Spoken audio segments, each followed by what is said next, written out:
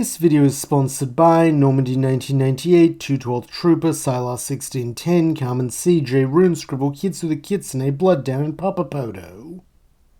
Returning to Ben, Gwen and Kevin, they're enjoying a rare night off, as with no enemies to fight and their patrols taken care of for the day, the trio are relaxing in the car park of Mr. Smoothie. As old friends are wont to do, they are talking about nothing in particular, with the current topic being Ben's final alien, as he solicits their help in brainstorming a name for it. Currently, he's leaning towards Alien X, since it sounds pretty epic, but that's mostly because he hasn't had an opportunity to test it out yet, so he doesn't really know what it does. Scoffing slightly, Kevin calls this Ben's dumbest name yet, since it sounds like something from a cheap comic book, while Gwen suggests he just transform into the alien, since now that the Omnitrix gives him a data dump, he should know exactly what to call it as soon as he's transformed like with all the others. However, here Ben objects, refusing to just turn to his last alien for the first time without a reason, since he wants it to be for something important. And luckily for him, something important is about to land in his lap, almost literally, as at that moment a strange robotic-looking alien with an exposed brain teleports into the car park, having sought the heroes out. As well, he does not know Kevin personally like in canon due to the half-Osmosian having been on the straight and narrow for years now. He does still know of the plumbers and the bearer of the Omnitrix, both of whom he implores to help him, as he needs to find and rescue Princess Atea before her father Emperor Milius decides to destroy Earth with the Incursion Conquest Ray. Though Kevin is aware that the Incursion Empire is bad news, he's not about to turn his back on a kid in danger, with Ben and Gwen heartily agreeing, as the latter offers to track Atea through magic of the alien, who identifies himself as Raph, as any of the princess's personal effects she can use. Helpfully, Raph gives Ben a scrap of Atea's clothes, with the girl using this to identify that Atea is currently at the Grande Madre Dam, in the custody of an alien who looks a lot like 6-6, with Raph explaining this is the bounty hunter's brother 7-7. Knowing this will make him a formidable foe, the trio and Raph head for the dam at once, only to find Atea attempting an escape on her own aboard a child-sized spaceship, while 7-7 pursues via jetpack while attempting to shoot the princess down.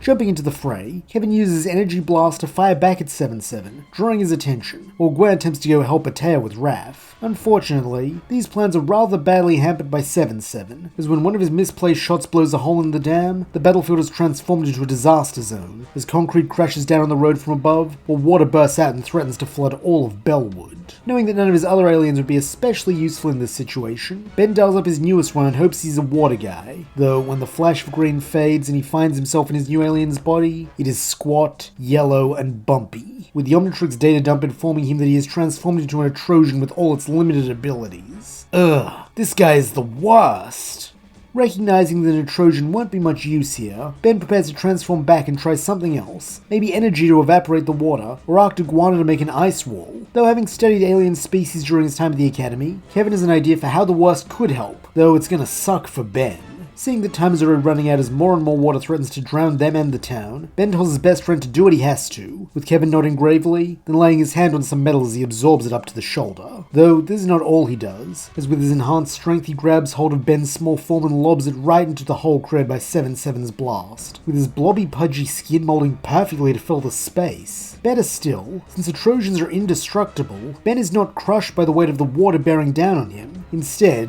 while it is uncomfortable, very uncomfortable in fact, he is able to function as the perfect plug long enough for Gwen and Kevin to subdue the bounty hunter, at which point Gwen is able to create a mana barrier to hold the water in place, while Kevin uses the mana redistribution the root has taught him to patch up the hole. And so it is that the day is saved, as with 7-7 in custody and Atea safe, Raph takes them both back to the Incursion fleet with no conquest, while Ben, Gwen and Kevin are free to go back to enjoying their night. Though, in Ben's case, he just wants to go home and lie down, since one thing the Trojans are not immune to is pain, and after feeling the pressure of several million tons of water pressed against his butt, he doesn't much feel like sitting around anymore. Thankfully, Ben is back in fighting shape before long, as a few days later he and his friends find themselves engaged in battle with a Highbreed who has set up a teleporter pod inside a warehouse. Knowing he could use this to start the invasion if not stopped, Ben swallows his pride and transforms into his Highbreed state, figuring this will give him the strength to match the invader and destroy the pod. However, this is easier said than done, as when they clash their strengths are roughly even, with the real Highbreed fighting with extra ferocity since he is appalled that vermin would assume a Highbreed guise. As a result, the duel is significantly more visceral than in canon, with the pair remaining up close as they trade blows, though ultimately when Kevin attempts to destroy the pod, he instead causes it to malfunction, flinging both Highbreed combatants into the far reaches of space with no way to follow after them or bring Ben back. Subsequently, the episode continues much like the main canon, as the pair are forced to put aside their differences to survive, with Arctiguana filling Big Chill's role, while Swampfire's presence lets Ben reattach the arm of the Highbreed who he learns is named Rhinrassig III, or as Ben calls him, Rhynie.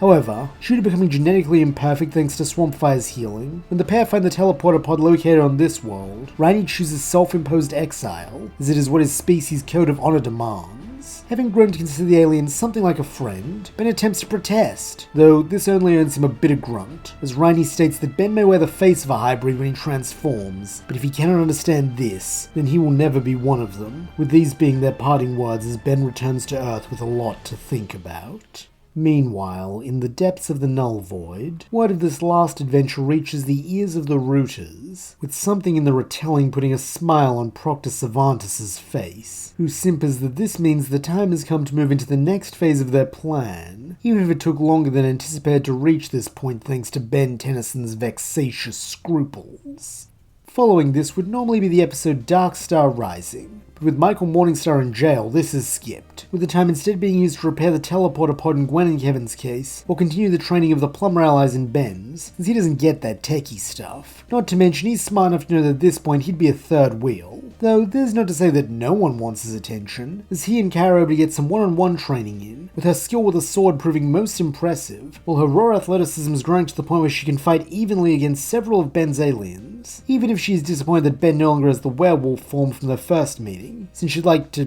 test herself against that. Nonetheless, wanting to celebrate Kai's improvement, the pair decide to get dinner at Burger Shack one evening, with things going rather well as they laugh and chat over chili fries, even if their strong personalities do result in a few playful arguments. Though strong does not mean rude, with it therefore coming as a nasty shock to Kai when after lining up to get a refill on her drink, she spots Ben in the line and beckons him over, only for him to snap at her to keep her obscene earthling gestures to herself. Consequently, when she returns to the table, it is with a rather dour mood, much to Ben's confusion, as when he asks if they're out of the flavour she likes, she snaps at him asking if that's a joke after how he spoke to her. Having never left the table, the brunette asks what she's talking about, with this quickly escalating into another argument, as he denies any knowledge of what she's talking about, while she in turn accuses him of lying until finally he storms off, grumbling that he can't believe it just when he thought they were starting to get along. Figuring he needs to cool off, Ben stomps into the restroom to splash some water on his face, only to find two versions of his visage staring back at him in the mirror. Slowly, he begins looking to his right where the other face had been, and to his shock, it is not just in the mirror, as standing next to him at the sink is his exact doppelganger down to the clothes. Already in a heightened state, Ben demands to know who this guy is, and seeing the jig is up, the copycat replies that he's Albedo, and that Ben might remember him from their business with malware 4 years ago. For a moment, Ben simply stares at him blankly, though when Albedo testily elaborates that he was the Galvan malware abducted, Ben's expression changes to wonderment as he nods that he remembers him now, though last time he was a lot shorter and, grayer. Pinching the bridge of his nose as if trying to resist the urge to throttle the Tennyson boy, Albedo nods that this is precisely why he's on Earth. He recently created his own Omnitrix, though when he synced it to the codon stream, it set the default form to Ben's human one, so now whenever he detransforms, he becomes this. However, he believes Ben may be able to help him, since he already hacked the Omnitrix once, so if he could just hack his, he should be able to return to normal and he'll be on his way. Looking dumbfounded, Ben awkwardly admits that he doesn't know what to tell Albedo, but he never hacked the watch, though this only earns a groan of exasperation, as the altered Galvan growls at Ben to give him his wrist, before bringing up the Omnitrix's hidden activity log through a code phrase he learned as Azimuth's assistant. As the display then shifts to show holographic text, Albedo tersely scrolls back several months before pointing at a line as he haughtily states that there, right there, on that date, a new playlist was created for the Omnitrix, titled Vector Loadout. How does he explain that if he didn't hack it in? At first, Ben does not answer,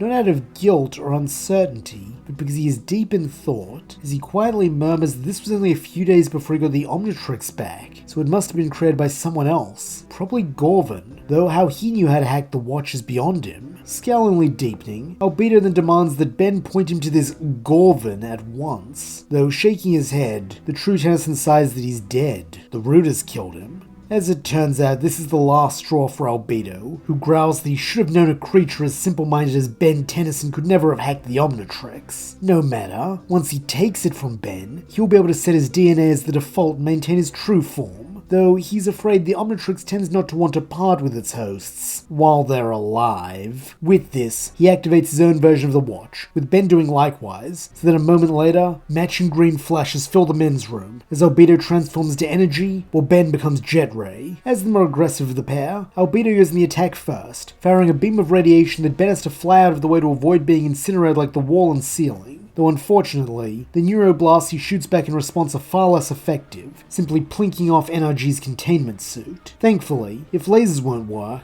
Ben knows something that will. As quick changing to Cannon Bolt, he lands a spinning dive bomb that barrels Albedo over while leaving heavy dents in his suit. However, Ben isn't the only one who knows how to use this function of the recalibrated Omnitrix. As slapping the symbol on his chest, Albedo transforms into a Highbreed and hurls Ben out of the wrecked bathroom and through the main building of Burger Shack, so that he goes crashing to the ground near his and Kai's table. In spite of her annoyance with him, Kai is quick to run to his side and ask if he's okay, with Ben nodding while explaining that he's fighting his evil double so he needs her help. Smirking slightly, Kai calls this a convenient excuse to justify his prior rudeness, though all the same, she draws her sword and charges Albedo, while Ben revs up to roll after her. By working together, they're able to land a coordinated strike on the transformed Galvin, though when he attempts to use his hybrid strength to swat Kai like a bug, Ben rolls over and encases her in his shell protectively, before depositing her a short distance away. However, rather than express gratitude, Kai is quick to snap that she doesn't need Ben ruining her shot, since she had Albedo right where she wanted him, triggering another spate of bickering until a follow-up attack from the Hybrid forces them to resume fighting. This time choosing brains over brawn in the most literal sense, Ben next swaps to Brainstorm, paralyzing Albedo with an electroshock long enough for Kai to land a decisive slash which sends him staggering as he reverts to his human form. Only now does Kai truly believe Ben's explanation about a doppelganger, though it seems she won't have time to tell him that, as in a final desperate bid to get his hand on the real Ben's watch, Albedo lunges forward and slams his palm onto Brainstorm's Omnitrix symbol, reverting him to normal so that there's just two versions of Ben standing among the wreckage. However, when the imposter makes one more dive for the Omnitrix, something unexpected happens, as the two faceplates of the watches seem to become magnetized, locking onto each other while energy ripples out, bathing their wearers. At once, Ben and Albedo groan in pain, with the latter and his false Omnitrix taking the brunt of the bioenergy feedback, as his hair, clothes, and eyes begin to distort and become inversely colored, though this is clearly just the beginning. Urgently, the pair of Bens try to pry themselves apart, though despite their best efforts they are locked in place, with the feedback only growing more and more intense, to the point where neither is sure they will survive what is to come. Then they see it, Kai charging them with her sword raised, and while Ben cries out for her to stop, fearing the discharge will hurt her too, she ignores him, closing the distance and bringing her sword down at exactly the right point to separate them. As one, the two boys fall to the ground, with Albedo's expression turning to one of horror as he catches sight of his new reflection in a fragment of broken glass. Briefly, it looks like he might attempt to re-engage, though instead when he rises to his feet, it is to limp away, his eyes in tone full of hate and disgust as he vows that he'll be back. Though, paying him no mind, Kai bends down to offer Ben a hand, while smirking that she saved his life this time, so now they're even. Smiling a little too, the brunette agrees that she sure did, since he doesn't know what he would have done without her. Giving him a playful smile, Kai replies that he would have been in a lot of trouble, that's what. Though saying they might still be if they stick around here, Ben hurriedly suggests they leave before anyone asks them to work off the damages that fight caused, since they'll never stop the Highbreed Invasion if they're stuck here till they're 90, a claim that earns laughs from them both as they head off into the night. And it seems they're not the only one whose relationship is deepening, as it is around this time that Gwen asks Kevin to join her out of school for a dance. While the young Osmosian is nervous, having had little time for such things during his wayward youth and plumber training, when Gwen reminds him of how much fun they had dancing at Joel and Camilla's wedding, he blushingly agrees, even asking Ben to help him rent out a tux. Spotting this, Ben is quick to teasingly question if there's something more going on between Kevin and his cousin than just a dance. Though grinning roguishly, the scruffy Osmosian retorts that Tennyson better not start something he's not prepared to finish, since he can't help but notice Ben's been spending a lot of time with Kai lately. At these words, the younger boy gets a bit quiet, though clapping his buddy on the back, Kevin assures him that he's happy for him, with Ben smiling the feelings mutual, before lapsing into the comfortable silence of old friends. That evening, Gwen's dance goes perfectly, as thanks to Big Chill's absence, Ben never goes on a pregnancy-filled rampage,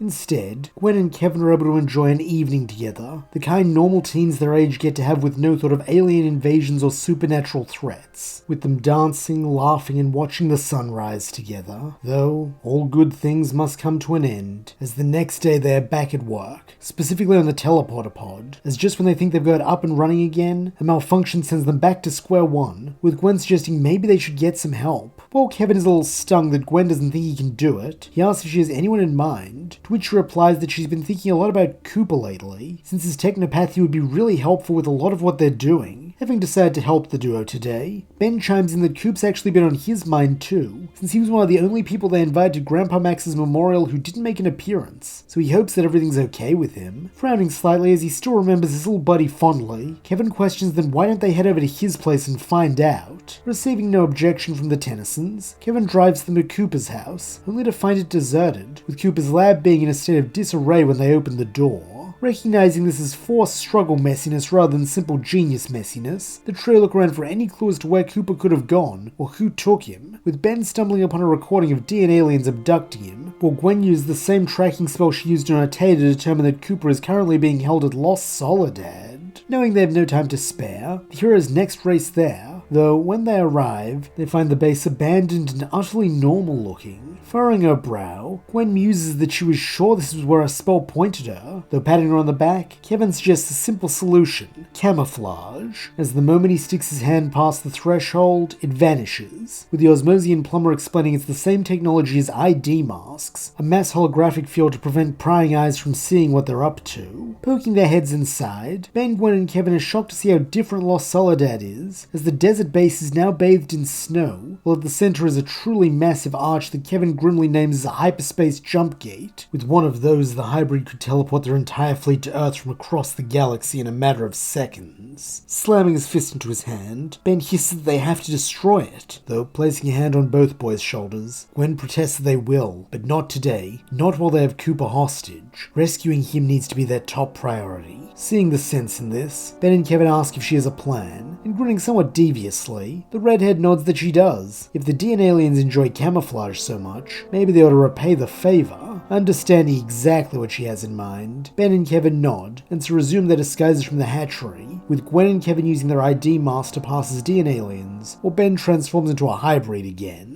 Though, this time there is something odd about the transformation, as for the briefest moment while he is partway between being human and hybrid, a sharp sting raced through all his cells, unlike anything he's ever experienced. However, before he can think too deeply on this, the trademark rush of imperious superiority that comes with this form fills his mind, promptly crushing the notion there could be anything wrong with the pinnacle of perfection that is him. Rising to his considerable height, Ben then commands his friends to follow him as he strolls up to the nearest DNA alien and demands they bring him the human prisoner at once. Naturally, this is met with no resistance, so that soon a rather terrified Cooper is brought before Team Tennyson, with Ben having Gwen and Kevin take hold of the boy under each arm, as he claims that he is needed at another site. Dutifully, the DNA alien hisses that it will notify this base's hybrid commander of the transfer, with this sending a mutual chill down Ben, Gwen, and Kevin's spines, as if this happens, they may not be able to make it out before the cover is blown. Though thinking on his feet, Ben growls this will not be necessary, as the commander is already aware and does not require updates from impudent vermin. For a moment, the DNA alien looks as though it might attempt to press the issue on the grounds of protocol, though this quickly passes as it defaults to the core programming drilled into every member of its species. Obey all hybrid overlords, with it therefore submitting and allowing Gwen and Kevin to drag Cooper off, while Ben follows. As he does, a complex mix of guilt and elation run through him, as the part of him that is still himself abhors using fear-based domination, yet something in the hybrid DNA cheers that such control is his birthright. It is deeply unnerving, so that as they pass through the cloak and back into the desert, Ben is eager to drop the transformation, barely even caring about the return of that sting that is slightly stronger this time. Instead, he allows himself to focus on his relief at the success of the mission, as Cooper embraces him gratefully for coming to save him, along with Gwen and Kevin when they remove their ID masks to reveal themselves. Smiling fondly, Kevin tells his little buddy not to sweat it since that's what friends are for, while Gwen pulls him towards Kevin's car to do a more in-depth inspection of any injuries he might have sustained while in hybrid Highbreed custody. As she does, Kevin leans in to ask Ben if he's okay, since he looks like he's seen a ghost, though refusing to spoil his friend's good mood, not when they've just succeeded in their first reconnaissance of the Highbreed staging grounds. Ben shrugs that he's fine, just a little tired, he guesses, though it seems that the Omnitrix is far less nonchalant, as unnoticed by Ben or his friends, its dial briefly flickers the off-white color of a Highbreed, before stabilizing back to green.